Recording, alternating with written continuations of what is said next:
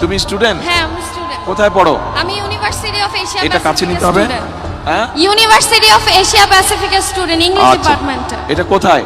এটা হচ্ছে farm gate, green রোডের এখানে আচ্ছা। পান্থপথে। তুমি এখানে কোথায় থাকো? আমি এখানে পুরান কচু খেতে থাকি। পুরান কচুক্ষেতে? জি। এটা তো ভাষানটেকের বাইরে পড়লো।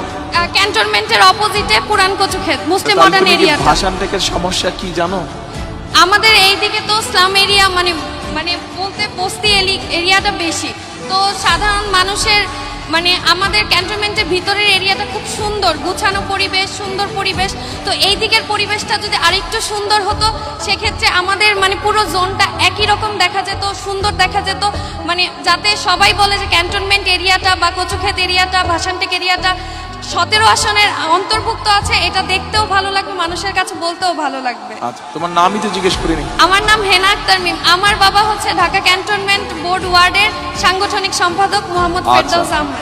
আচ্ছা, এই যে আমাদের এই বোন একটা কথা বললো, এইটার সাথে মোটামুটি কি আপনারা এই এলাকাবাসী একমত?